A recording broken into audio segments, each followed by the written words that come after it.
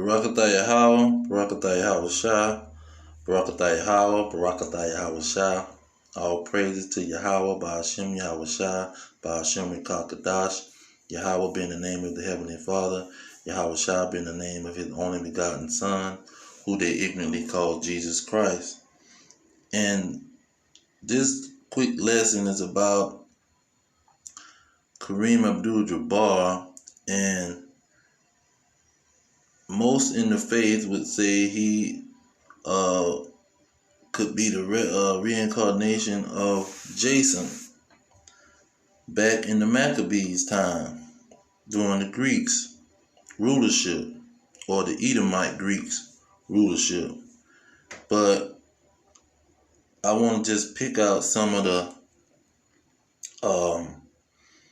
quick points that Jason participated in. Now, 2 Maccabees chapter 4, verse 7, it says, Jason, the brother of Onidus, labored underhand to be high priest. Verse 8, promising unto the king by intercession 360 talents of silver, and another revenue 80 talents. Verse 9, beside this he promised to assign 150 more if they might have license to set up a place for exercise and for the training up of youth in the fashions of the heathen, and to write them of Jerusalem by the name of Antiochians. So Jason was helping these heathens set up things in Jerusalem. Verse 10, it says, which when the king had granted, and he had gotten into his hand the rule, he forthwith brought his own nation to Greekish fashion. So Jason was leading his nation after these Greeks.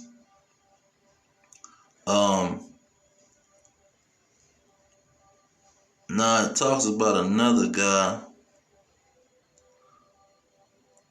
but in verse 12 it says, for he built gladly a place of exercise under the tower itself, and brought the chief young men under his subjection, and made them wear a hat. 13. Now such was the height of Greek fashion and increase of heathenish manners through the exceeding profaneness of Jason, that ungodly wretch, and no high priest.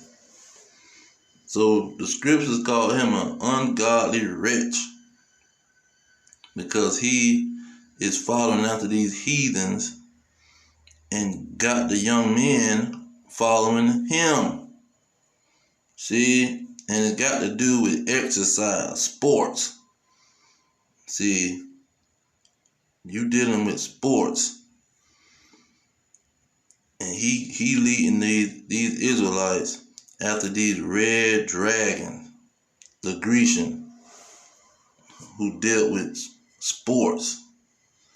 They were some of the first individuals to pretty much celebrate sports. 2 Maccabees 5:15, not setting the honors of their fathers, but liking the glory of the Grecians best of all. See, that's what these Negroes doing this in this sports arena. These are sports buildings. Because it say in verse 12, it said, for he built gladly a place of exercise. So these individuals in these gymnasiums and dealing with sports, and they following these red dragons in everything that they do, and they don't want to follow the honor of their fathers when they clearly know where their fathers come from and who the main enemy of their fathers was. See, they not in confusion with that. They know who the slave master is. Now, it was another one. Another place. Second Maccabees 5. And let's see here. 5 and 6. Second Maccabees 5 and 6. It say, but Jason slew his own citizens without mercy, not considering that to get the day of them of his own nation would be a most unhappy day for him. But thinking they had been his enemies and not his countrymen whom he conquered. So he wasn't looking at them as his countrymen, his brothers and his sisters. He was coming against them. And he was willing to keep following these dragons and putting to death some of his own people. And I think they had banished him and chased him out the country. Verse 9 it says, thus he that had driven many out of their country perished in a strange land. Okay, so they chased him out the country for treason, and he ended up perishing in a strange land. Now look at what happened when the dragons found out that the Israelites had done knocked him off. Let's see here. Okay, verse 11, 2 Maccabees 5:11. It said, now when this that was done came to the king's ear, he thought that Judea had revolted, whereupon removing out of Egypt in a furious mind, he took the city by force and of arms, and commanded the men of war not to spare such as they met, and to slay such as went upon the houses. Verse 13, thus there was killing of young, old, making away of men, women, children, slaying virgins and infants. So this Jason was a major traitor to his people.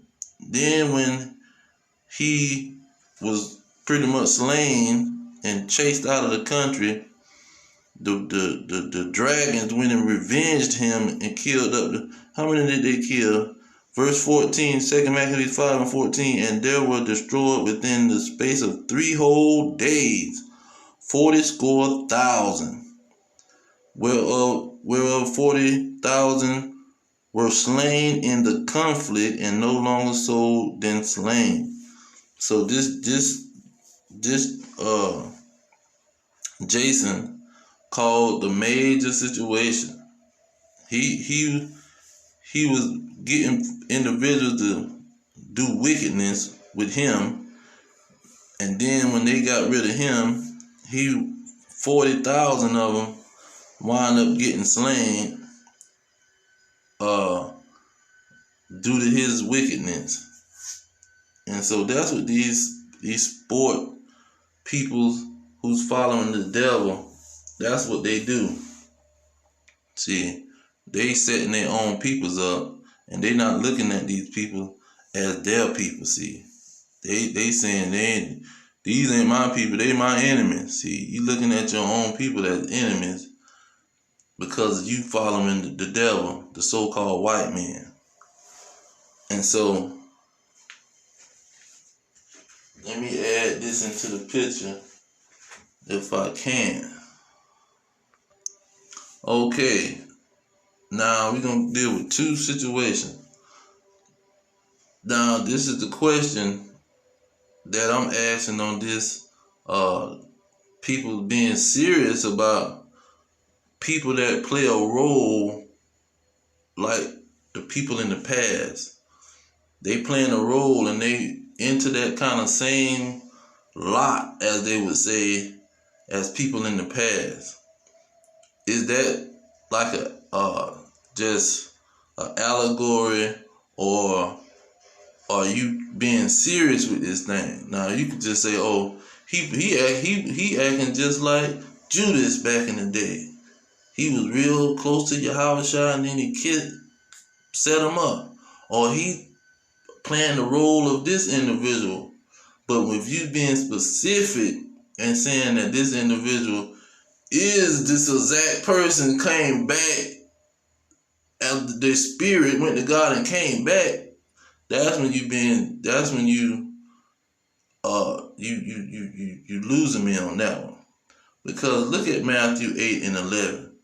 It say, I say unto you that many shall come from the east and the west, and shall sit down with Abraham and Isaac, and you see Isaac is highlighted, and Jacob in the kingdom of heaven. So how are you going to sit down with these people if they spirit done came back as somebody else? See, he's saying he going to bring these individuals back. He said it multiple times. Let's see what the other one. John. No, I think it's in Luke. Luke 13. He said there will be gnashing of teeth. You will see Abraham and Isaac and Jacob and all the prophets in the kingdom of God, and you yourself thrust out. What's going on with that? This is an allegory he talking about? This a dark saying? Now, because people go with the dark saying and allegories with everything. Just like the guy talking about people walking on water. Come on, man. He walking on water. What? Come on. It was clear. What is this allegory with everything? They're using everything for allegory. It clearly say that the man sent them on a ship. He even got on the ship and went somewhere. How this is an allegory? The man walked on water. But they want to use everything as an allegory to try to stick out. But what's the other one? Okay, let's go here. Because it's another big one that they get to using. The blind man. See. The blind man. Let me get that precept. Because that was a major one that they used. And I hear them using it. The blind receive sight. Okay. Okay. Let's see. Because they asked the question. They say, well, hold on. Who sinned? Who sinned? Was it him or his parent? Let's get that account. Because that's a major one. Okay. So I think it's this one. And Yahushua answered and said to him, the blind man said to the Lord, okay, let's see what if they said in this mark here. He gave the blind man sight. Okay, I don't think it's in this one. So let me go back. Okay. Let me go back. Salaki, bear with me just a second. I'm going to find this precept. Because this is a major one. And it's simple. It's so simple. Blind at birth. Okay. His parent, it said, John 9:1. And Yahushua passed by and saw the man which was blind from his birth. Now, this is a major situation. And his disciples asked him, saying, Master, who did sin, this man or his parents, and he was born blind? Now, why don't these people get this simple thing? And I know the answer, but this is the question. He gave you the whole situation. Neither have this man sinned, nor his parents, but that the works of God should be made manifest in him. So he letting you know, first of all, whatever you thinking about somebody sinning, it ain't happened. The man ain't sinned, and his parents ain't sinned. But this is what they gonna say. Why did they ask the question? Okay, why did you ask the question, did his parents sin? See, they keep talking about him, and because he had to come back from another life. No, what was the parent situation? And then, even with him, God can see the future. So God didn't look into the future and say, oh, he gonna do this, just like with Judas. I know what you're gonna do. He knew what Judas was gonna do. He said, go ahead and do what you're gonna do. Because he knew what he was gonna do. So if he know what you're gonna do before you do it, he can't do something to you before you do that. You see? Then forget that part. Okay, the parents. Now this is a clear operation. When you go into these Edomites gonna have to pay for their parents. We had to pay for what our parents did. How in the world did this man can't pay for his parent? See? How can he pay for what his parents did? Now this is a grown man too. This is a grown man. So you can't just talk about he had to do something in some other life, in some other body. But see, but these are the major verses. First of all, he's telling us these individuals gonna be in the kingdom. You're gonna sit down with them. So how are they with somebody else?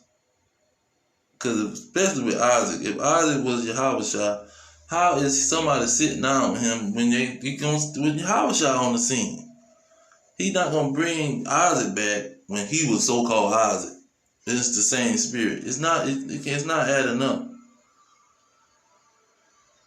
See, it's not adding up. You can't be somebody and they get sent, and then you don't told somebody, oh, he gonna sit with him. He didn't say he gonna, and then it's him talking. See, if he was Isaac, he's not gonna put Isaac in the picture. He would just say Abraham and Jacob. You gonna sit with Jacob in the kingdom. You can put one person out there. You say Abraham, Isaac, and Jacob. You gonna sit down with them in the kingdom. Then, because see, what they fighting is the resurrection. The resurrection is when you come from the dead. And Yahushua came from the dead. He was the first to come from the dead. And that's what the resurrection was about. Meaning he gonna bring people from the dead and he gonna give them a new body. Because he got a new body. His body that he had, it died. He died. But now, when he was resurrected, this is a non-destructible body that he got. Yeah, he had the holes in his hand, but it still was a non-destructible body. It was an immortal body. Now I say, touching the resurrection, okay, came grave after his resurrection and went into the holy city and appeared to many. Now listen, this is another good verse, because when Yahushua was resurrected, people came out of their graves and they appeared to many. So these people coming from, these Israelite foreigners coming from outside of Jerusalem, and they go into Jerusalem and go to talking to the people about Yahushua? Or is these people coming out of their grave? They were dead, their body was dead, and they came up out of their grave. That means he gave them a new body and appeared to people. What's really going on with that, man? Because it's one thing, just like with the Cornelius thing. Cornelius was taught, and it didn't sit right with people. People couldn't just, it didn't sit right with people. They just kept asking, well, I thought only Israel was supposed to be saved. Well, I thought only Israel. We keep preaching on Israel, and how this man is an Edomite or some Gentile. That don't add up to the equation. Same thing with this people coming in new bodies. It don't add up to the equation, man. Yeah, you got 1,000 precepts saying that, oh, this proves, you know, they got 1,000 precepts. But you ain't looking at the precept that's contradicting. See, it's a lot that you can turn into an allegory, but you got straight statements. Isaac was you gonna sit down with Isaac in the kingdom, man. Isaac gonna be sitting down in the kingdom. See, he done named major people, all the prophets gonna be sitting down in the kingdom. But when you name 3 names, see, all the prophets, they can say, oh, he gonna, that's the people that's here, and then he talking about the people that's here. He talking about all the prophets. You ain't even named all the prophets, because they had a whole band of prophets in Samuel, walking with, playing instruments and stuff. So it's all kind of prophets that was here, that he's saying these people's gonna be in the kingdom, man. How is this coming back in new bodies multiple times, and you paying for sins that you done did in other bodies when they're supposed to be the punishment for those sins? You dying alone is the punishment. Wages of sin. You done paid the price with death, but that price, they saying that price wasn't good enough that you paid. You did a sin, and he killed your behind. You know, took your life. But now, no, that wasn't enough. He got to bring you back again and let you suffer. Then not only that, they saying Yahushua was in the heaven as the mighty angel, second under the Father. He came down and sinned multiple times. Adam. He sinned as Adam. He sinned as Isaac. And then he paid for those sins that he did as Yahushua. But he supposed to die for other people's sin, for the nation. He died for the sins of the nation, not his own sin. So it's a lot. It's a lot, man. It's a lot. And see, people take you dealing with the truth and dealing with what's clear. They take it as you trying to attack people, and you ain't trying to attack people. See, because we done been in Christianity, and we done seen how people go with the flow. Yeah, because pastor saying this, and pastor saying that, and pastor's the big man on the block, and you can't come against what pastor's saying. See, but it ain't about that, man. It's about the truth. If you gonna go with the truth, you gonna go with the truth. If you gonna sit there and just follow people, then that's a whole nother situation. But I'm gonna leave it there. They're my main points, man. You can go into the resurrection all day when going to Romans and talk about he was the first one resurrected. And that whole situation is just so simple. He gonna resurrect Israelites. Because in Christianity, they want to tell you everybody can resurrect it. But no, he gonna resurrect Israelites. And the people that was on that line, that lineage, coming from Adam, them people gonna get resurrected. And so they gonna come back to life. They don't got to come back multiple times in other bodies. They can come back from one body. They died. Whenever they died, they dropped dead and died. He got a memory. He can remember Abraham and how Abraham looked. All of that. He got unlimited power, unlimited resources. He's not going to forget what this man did and how this man was and what everything he created on this man. He know every inch of this man. And he can bring that man back real quick. He can give him a new body real quick out of the grave. No, the man not in the ground. because the body done deteriorated. But his memory, he remember these people and he can bring them back. He can give them power to appear anywhere. So why are they forcing this thing on somebody that got to go up there with him and he send them back multiple times? And they paying for stuff that they already paid for. There's too many questions, man. Too many clear questions. And people not gonna question him because they follow us. See, he didn't send us in this thing to be followers. We supposed to follow him because he gonna tell us. But you know, they gonna take it the wrong way. They not gonna take it on being sincere. Cause you learn multiple times. If you ain't learned from following these Christians, man, come on. You're not gonna learn. The Christians, you followed the Christians all this time. And all this following stuff is over. You got to start following these words. Following these words, because the words are the spirit. And not this is just faith. And no, ain't no blind faith, man. All the faith is evidence. It's evidence backing up that faith. And it's a gift, so it's a gift that he open your eyes and let you see the evidence. But it's still evidence, man. He ain't just opening your eyes. Come on, that's why I talk about you not blind anymore. What is the opposite of blind? You can see. What is the prophet? He can see. He's opening your eyes to the evidence. Not no just he opened your eyes and you know something that nobody can see. No, he opening your eyes to the evidence. And once you see that all them lies that we was taught, they ain't adding up. And so that's what's going on. People are being followers.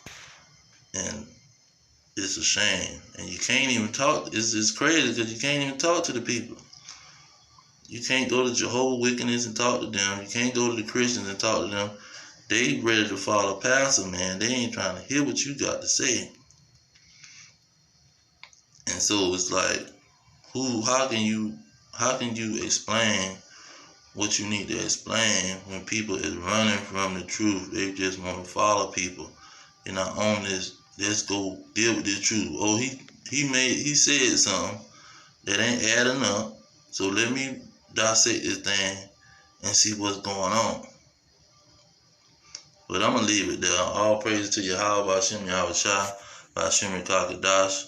Double honor to the elders pushing the truth. Peace to the elect worldwide. Our kingdom is at hand. Shalom.